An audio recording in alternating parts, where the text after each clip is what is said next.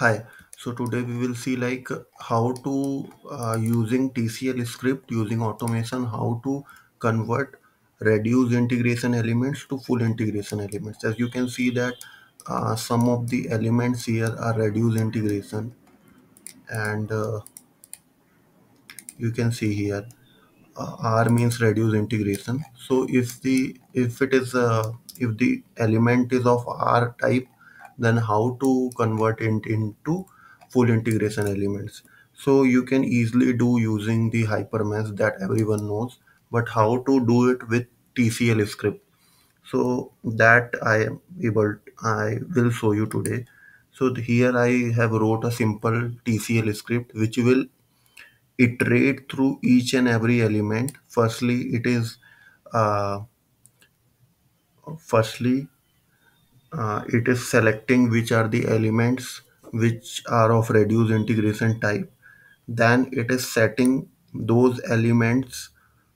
Then it is setting the element type to full integration type, and then if this elements exist, this reduced integration elements exist, then it is simply changing those element types.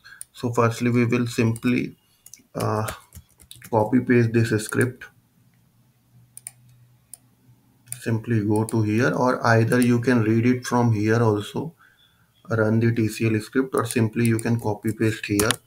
Then once you have copy pasted it, you have got a program here, you got a process here. So every time you type this process, the entire script will be executed. So simply I am typing this, sorry, simply I am typing this. Now I my is elements have been updated. Now I will show you my elements have been updated. So review, so entire thing got converted into S4 and S3, and here I will show you.